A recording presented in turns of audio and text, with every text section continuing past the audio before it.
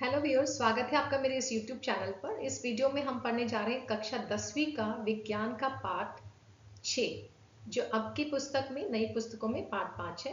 इस पाठ के भाग 1 में हमने पढ़ा था सजीवों में पोषण, भाग 2 में हमने पढ़ा था सजीवों में श्वसन प्रक्रिया, भाग 3 में हमने पढ़ा था सजीवों में परिसंचरण कैसे होता है। अब हम देखने जा रहे हैं जैव प्रक्रम के अंदर मनुष्य में और पौधों में उत्सर्जन कैसे होता है। इस वीडियो में हम पढ़ेंगे उत्सर्जन क्या है, उत्सर्जन क्यों एक महत्वपूर्ण प्रक्रम है, कौन कौन से उत्सर्जन उत्पाद सजीवों के शरीर में बनते हैं और उन्हें कैसे वो बाहर निकालते हैं। सबसे पहले देखते हैं उत्सर्जन से हम क्या समझते हैं।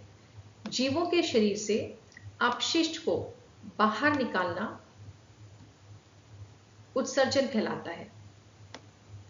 ये अपशिष्ट कैसे बनते हैं? ये अपशिष्ट बनते हैं जो सजीवों में चयापचय प्रक्रियाएं होती हैं, उनसे यह पदार्थ बनते हैं। अपशिष्ट को हटाना या उत्सर्जन अभिक्रिया एक महत्वपूर्ण जीवन प्रक्रम क्यों है? क्योंकि जो ये अपशिष्ट शरीर में बनते हैं चयापचय अभिक्रियाओं से, ये शरीर में अनावश्यक है, या ये कहें ये शरीर के लिए बहुत ही विषाक्त और हानिकारक है, इसलिए इनका उत्सर्जन आवश्यक है। इनके उत्सर्जन से शरीर में पानी और आयनों का संतुलन बना रहता है। जैसे सोडियम और पोटेशियम के स्तर से शरीर में रक्तचाप नियंत्रित रहता है।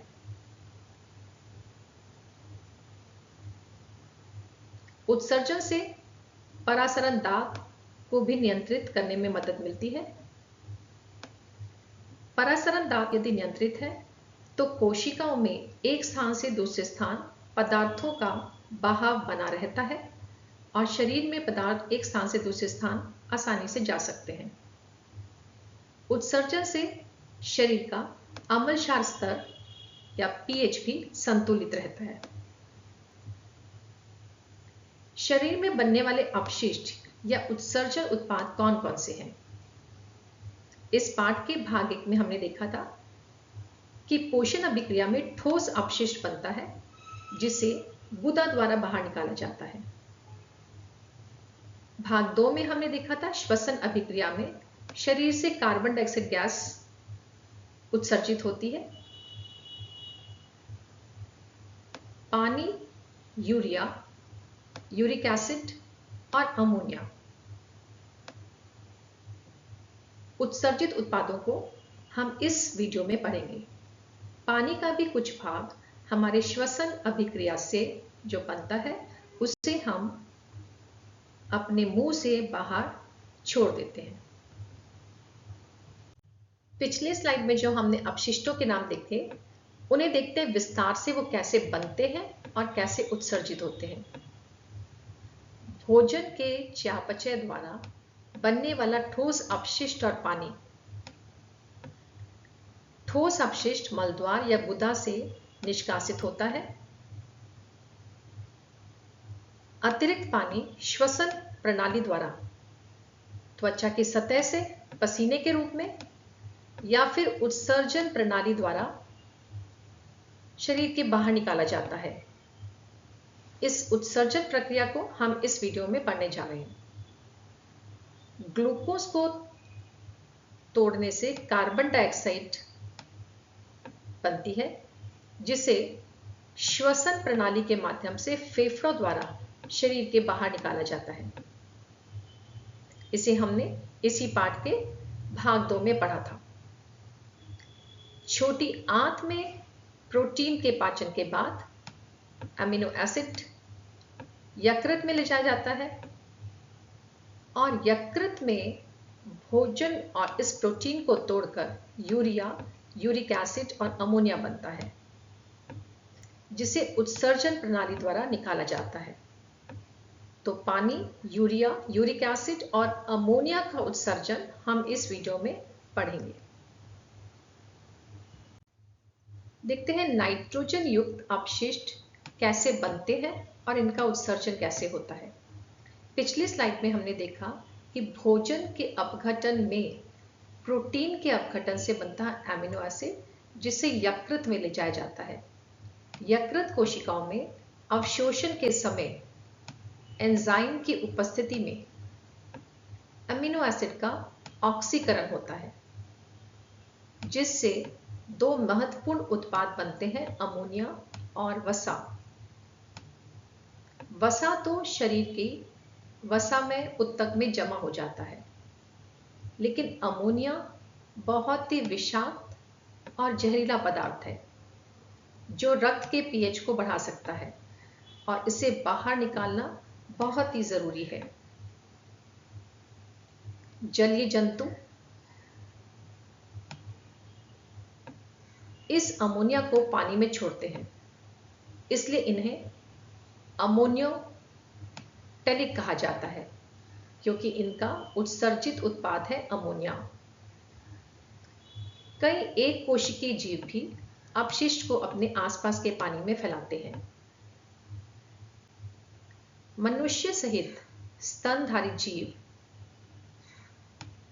इस अमोनिया को परिवर्तित करते हैं दो गैर विषैले पदार्थों में, जिनका नाम है यूरिया और यूरिक एसिड।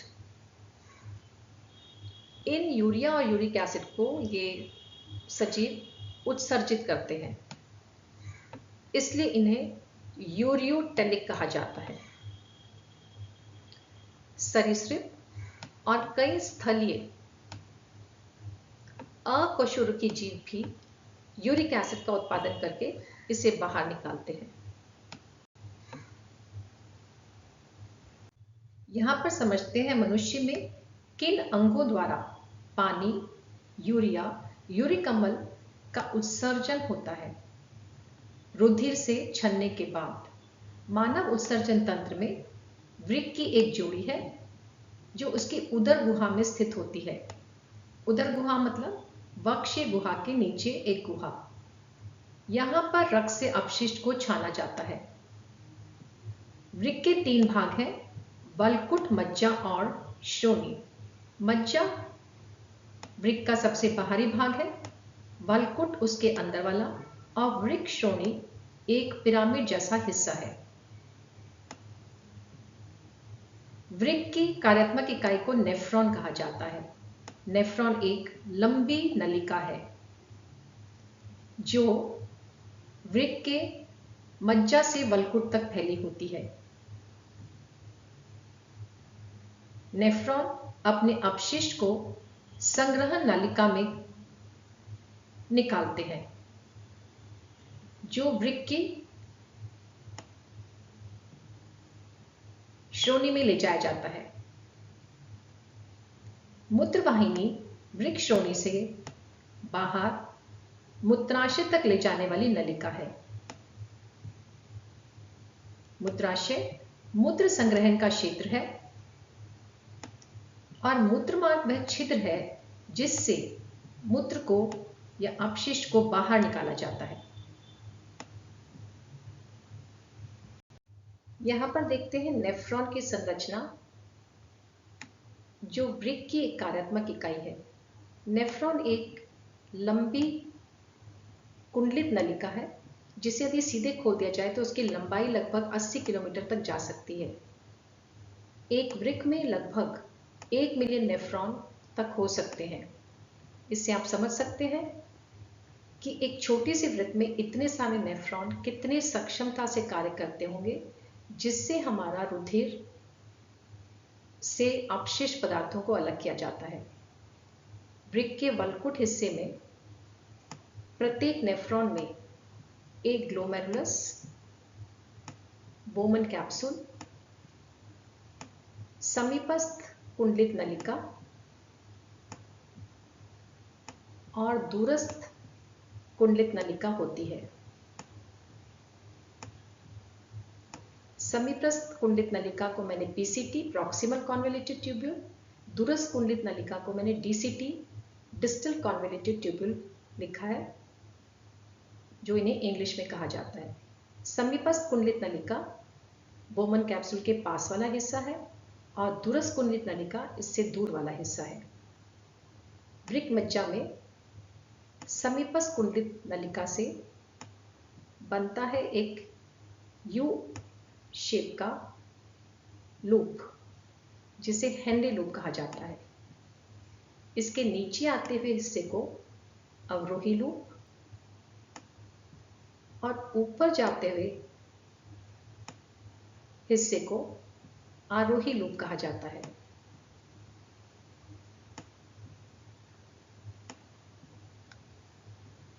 नेफ्रॉन के इस कुंडलित भाग से अपशिष्ट पदार्थ संग्रहण नलिका में निकाले जाते हैं। ग्लोमेरुलस अविवाही धमनी की शाखाओं से बनने वाले केशिकाओं का एक गुच्छा है, जो अविवाही धमनी से रक्त प्राप्त करता है और बोमन कैप्सूल में उसे छानता है, क्योंकि आप जानते ही हैं केशिकाओं की झिल्ली बहुत पतली होती है। यहीं से अविवाही धमनी रक्त को बाहर लेकर जाती है।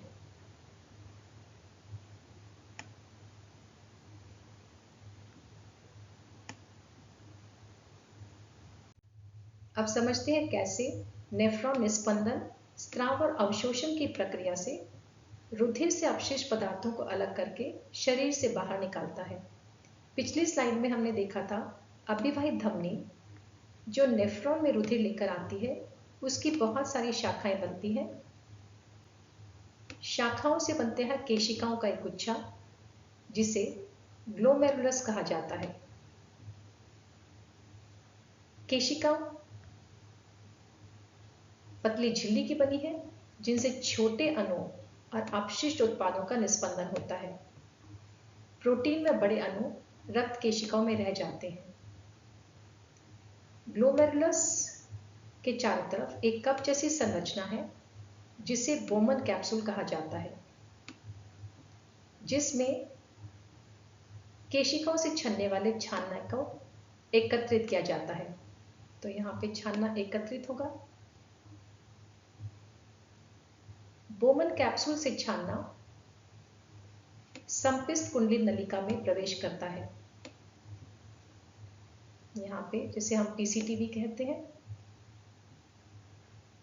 यहाँ ग्लूकोज, प्रोटीन, पानी और आयन जैसे पोषक तत्वों को अविवाही धमनी की केशिकाओं द्वारा छानने से पुनः अवशोषित किया जाता है। आप यहाँ पर देख सकते हैं, ये अविवाही धमनी है। इसकी केशिकाएं चारों तरफ लिपट जाती है, जहां से छानने से कुछ पोषक तत्वों को अवशोषित किया जाता है। समीपस्थ नलिका से अवशोषण आसान है, क्योंकि इसके अस्तर में सरल घनाकर एपिथेलियम है। नलिका से कुछ आयनों का स्राव होता है और कुछ आयन अवशोषित होते हैं। यहां देखते हैं समीपस्थ कुंडी नलिका से आने वाले छानना या निस्यंद के पुनः अवशोषण और संग्रहण की प्रक्रिया। समीपस्थ कुंडी नलिका का हिस्सा एक यू आकार की ट्यूब से जुड़ा है, जिसे हेनरी लूप कहा जाता है। इसके नीचे आते वाले हिस्से या अवरोही लूप में निस्यंद से पानी पुनः अवशोषित होता है और ऊपर जाते वाले हिस्से, जिसे आरोही लूप कहा जाता है, इसमें सोडियम और क्लोराइड आयनों का पुनः अवशोषण होता है।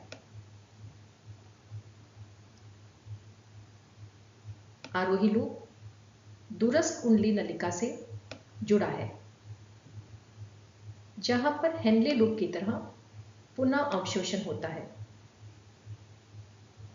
यहाँ पर कुछ आयनों का चुनिंदा रूप से पुनः अवशोषण होता है, जिससे उत्सर्जित पदार्थ के पीएच को संतुलित रखा जा सके। ये उत्सर्जित पदार्थ दूरस्थ कुंडी नलिका से संग्रहण नलिका में खाली होता है।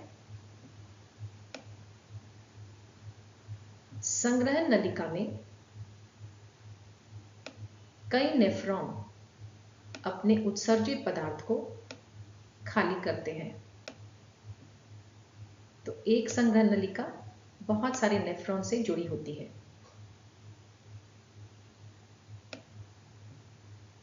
ये पानी के लिए पारगम्य होती है और यह पानी का हार्मोन वैसोप्रेसिन के नियंत्रण में पुनः अवशोषण होता है। संग्रहण नलिका वृक्क श्रोणि वाले क्षेत्र में उत्सर्जित पदार्थ को एक नलिका, जिसे मूत्रवाहिनी कहा जाता है, तक ले जाती है।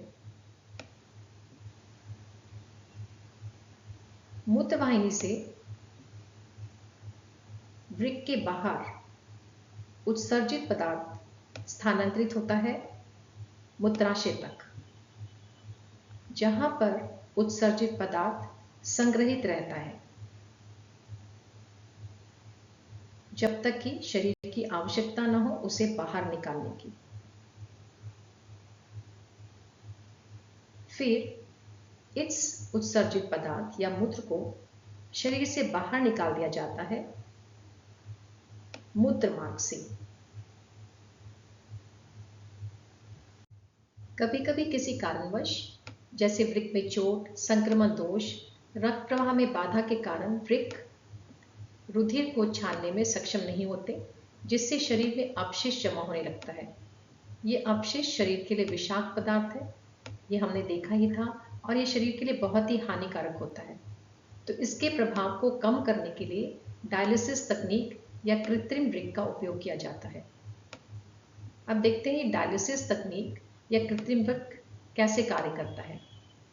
कृत्रिम वृक्क में रुधिर के समान परासरण दाब वाले तरल पदार्थ युक्त झिल्लियां ली जाती हैं, जिसमें रोगी के रुधिर को फिल्टर या स्पंदन किया जाता है।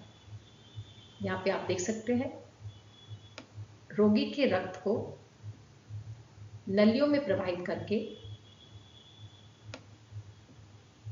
इस झिल्ली वाले कक्ष में भेजा गया, जिसमें रुधिर के समान परासरण दाब वाले तरल पदार्थ हैं।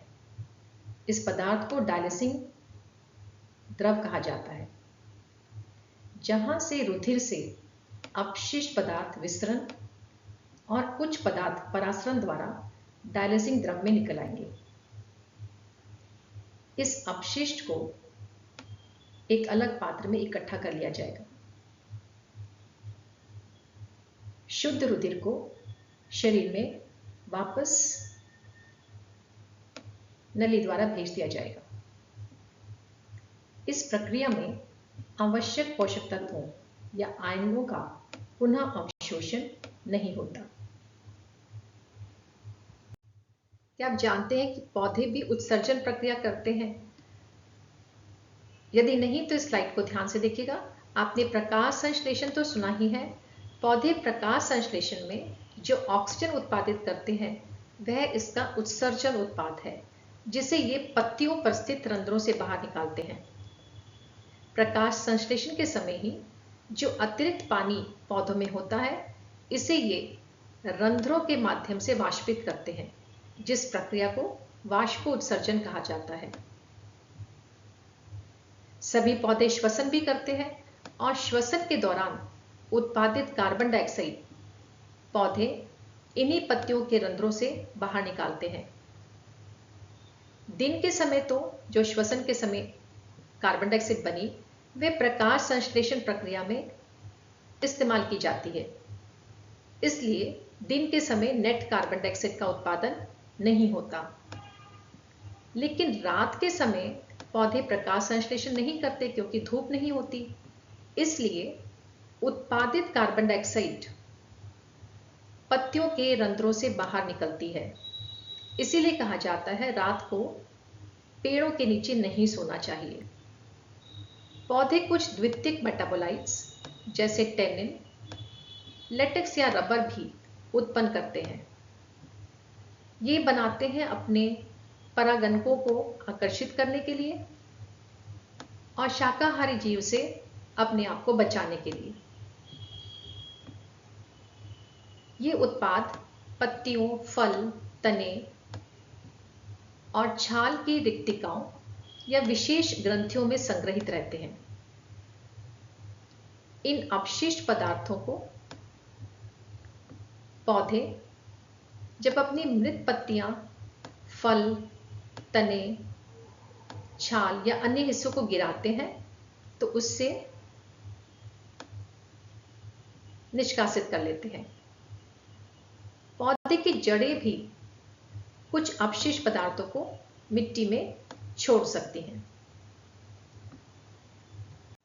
मुझे उम्मीद है इस पाठ के भाग को देखकर आपको उत्सर्जन प्रक्रिया, जो एक जटिल प्रक्रिया है, पौधों में उत्सर्जन और जंतुओं में उत्सर्जन समझ में आ गया होगा। यदि आपको फिर भी कोई डाउट है तो नीचे दिए गए कमेंट सेक्शन में आप अपने डाउट्स को लिखकर भेज सकते हैं। मेरे वीडियो से अगर आपको इस पाठ को और इस प्रक्रिया को समझने में आसानी हुई तो इसे लाइक करना ना भूलिए। अगर आपने मेरा वीडियो अभी तक सब्सक्राइब नहीं किया तो इसे सब्सक्राइब कीजिए ताकि आपको आगे आने वाले वीडियोस समय पर मिलते रहें। Thank you for watching this video and have a nice day.